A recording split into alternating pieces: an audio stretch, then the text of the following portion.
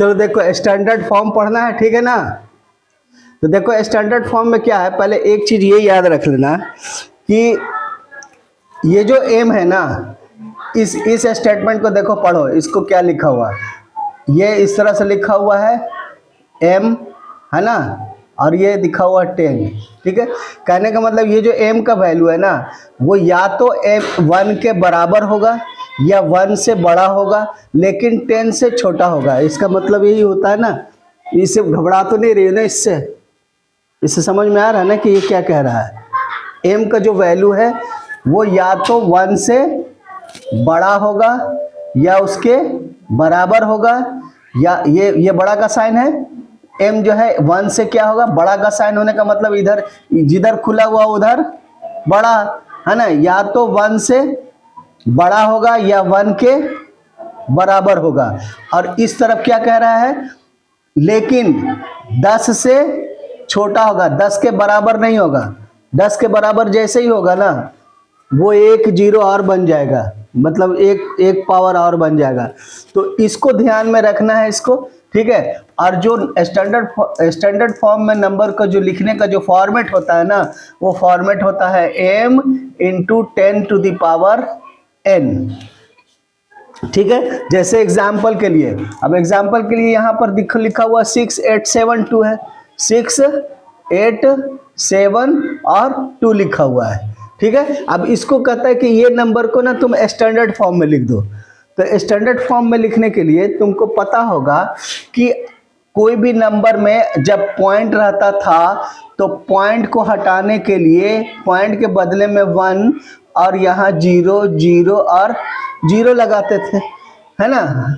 लेकिन जब पॉइंट लगाना हो, तो अभी तो इसमें पॉइंट है नहीं, जब पॉइंट लगाना हो तो जितना डिजिट के बाद पॉइंट हमको लगाना होगा ना, उतना डिजिट का हमको 0 लगा देना पड़ेगा।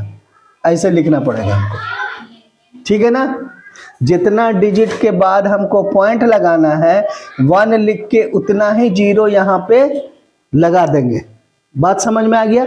तो अगर हम ऐसा करते हैं तो जो फॉर्मेट बनता है वो 6.872 इंटू इसको 10⁻³ लिख सकते हैं। इसको लिख सकते हैं ना। मतलब कि अगर हम 10 को 3 बार मल्टीप्लाई करें तो क्या होगा, है ना। 1 पर 3 0 हो जाएगा कि नहीं हो जाएगा, 10 10 100 100 10 1000 हो जाएगा ना। यानी कि 1 के बाद जितना 0 है उतना काउंट करके 10 पर उतना पावर लगा देना होता। अब ये स्टैंडर्ड फॉर्म में बदल गया ना।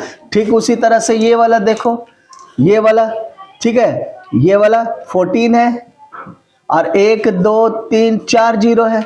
हमको क्या करना है, m के जैसा बनाना है। और m के बारे में हमने क्या कहा था कि 1 से बड़ा होगा लेकिन 10 से छोटा है, 1 के बराबर या 1 से बड़ा लेकिन 10 से छोटा होगा। तो यहाँ पर 1 से बड़ा ये वाला हो सकता है, 1 के बराबर है ये, है ना। तो हम यहाँ पॉइंट लगाएंगे। उसके बाद कितना है, 1 2 3 4 5 है, तो इंटू 10⁻, क्या करेंगे 5 लगा दिए 5, ठीक है ना। अब उसके बाद क्या किए, इसको क्या किया इन्होंने, क्या करा देखो, पहले इन्होंने क्या करा कि 14 को अलग करा और 1000 को अलग कर दिया, ठीक है। तो 5 तो ऐसे भी हो गया, ऐसे भी करेंगे तो 5 हो जाएगा। यहाँ पे 4 है और यहाँ पे इतना है ना।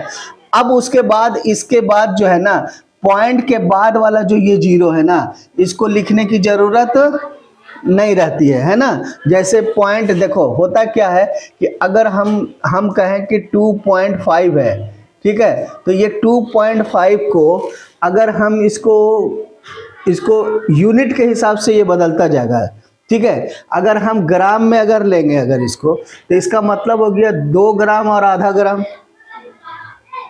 लेकिन अगर इसको रुपीस में अगर लेंगे तो इसका मतलब हो गया 2 रुपया और 50 पैसा, है ना। तो इसको हम इस तरह भी लिख सकते हैं, 2 रुपया 50 पैसा लिखना हो तो 2.5 भी लिख सकते हैं और 2.50 भी लिख सकते हैं, ठीक है ना। और अगर हमको लिखना हो किलोमीटर पे, 2 किलोमीटर और 500 मीटर लिखना हो, तो हम इस तरह से अगर किलोमीटर में है इसका, अगर ये तो इसका मतलब क्या हो जाएगा, 2 किलोमीटर और 500 मीटर, है ना। तो अब किलोमीटर अगर यूनिट लगाएंगे तो हमें यहाँ 2 जीरो लगाना पड़ेगा, और अगर रुपया पैसे का यूनिट लगाना है तो हमको इतना एक ही जीरो लगाना पड़ेगा।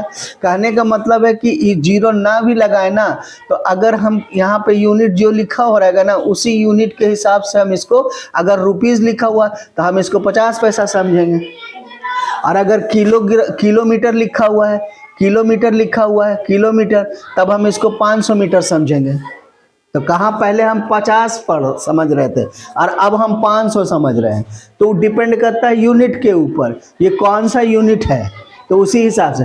तो इसको हटा भी देंगे ना, अगर हम इसको जीरो लिखेंगे और अगर हम 2 जीरो लिख देंगे, और अगर हम किसी को कहेंगे कि ये 2 रुपया 50 पैसा है ना, तो वो कहेगा 1 जीरो हटाना पड़ेगा, है ना, समझ रहे बात को, तब ये सही लिख किया, ठीक है। इसको भी हटा दो, कोई प्रॉब्लम नहीं है, 2 रुपया 50 पैसा है ना। अगर किलोमीटर में अगर इसको देखेंगे तो 2 किलोमीटर और कितना हो गया, 2 किलोमीटर और 500 मीटर हो गया, ठीक है। तो इसलिए हम यहाँ पे ये जीरो हटा देंगे और फाइनली जो नंबर बनेगा 1.4 इंटू 10⁵ बनेगा। बात समझ में आ गया। ठीक उसी तरह से फिर यहाँ पर देखो, ये वाली नंबर देखो, इसको ध्यान से रखो।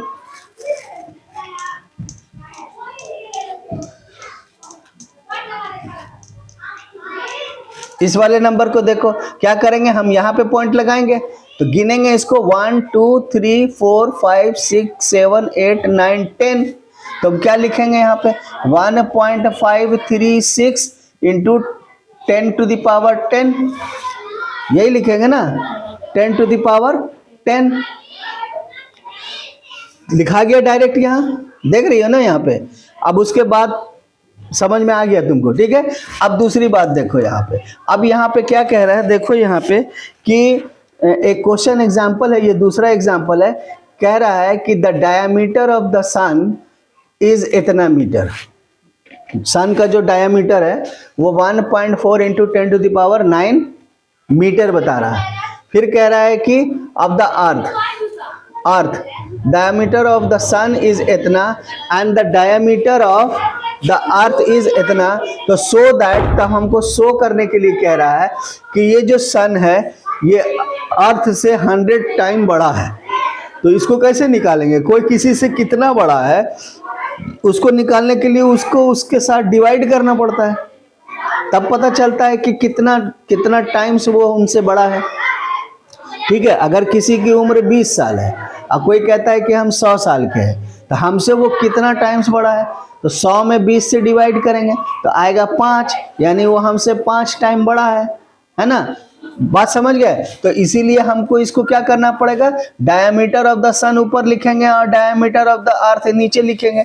अब इसको लिख लिया, अब तुम ध्यान दो इसको कि इसके आगे भी एक पॉइंट है ना, और इसके बाद यहाँ भी एक पॉइंट है, इसको अभी हम इतना ही रहने दें। अब ये ऊपर में 9 है, नीचे 7 है, नीचे का 7 जीरो ऊपर के 9 जीरो में से घट जाएगा, काटेंगे ना 0 0। या ऐसे भी पता है तुमको, अभी उस दिन बताए थे कि ये इस नंबर को ऊपर ले जाएंगे तो दोनों का बेस पावर सेम है, तो 9 में 7 घट जाएगा, तो बचेगा कितना, 2 बचेगा ना। इसको थोड़ा बड़ा करते हैं और देखो 2 बचेगा, ठीक है ना। तो ये 7 माइनस हो गया तो 2 बचा, अब यहाँ पे तो कुछ नहीं बचेगा, ठीक है। अब इसको जब तुम मल्टीप्लाई करोगी, इसको इसके साथ मल्टीप्लाई करोगी तो ये आएगा कि नहीं आएगा, ये है। और इसके बाद क्या होगा, देखो इसके बाद क्या होगा, 14 ये जो 2 है और यहाँ 14 है, मल्टीप्लाई करके देखो इसको।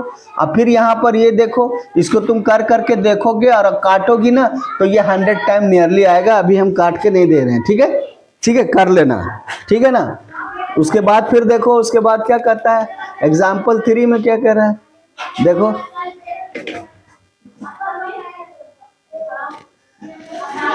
इन a stock there are 4 book, stock में 4 book, each of thickness is 24 mm, 24 mm का बुक है, उसकी थिकनेस है, एंड 6 पेपर शीट ईच, और हर एक बुक में पेपर सीट का जो है वो 6 सीट है, ठीक है ना, 6 सीट है ना, और उस पेपर का थिकनेस इतना है, तो what is the total thickness of the stock, ठीक है ना।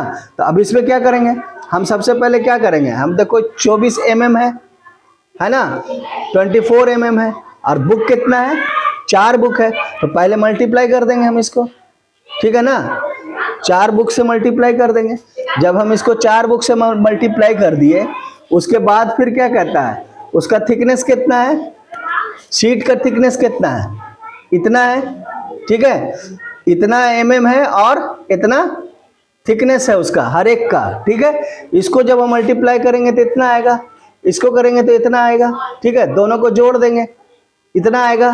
फिर उसके बाद फिर देखो इतना में से इतना माइनस डिवाइड कर देंगे, इसको फिर से देखो, पहले देख लो फिर हम बताते हैं, एक बार देखो इसको।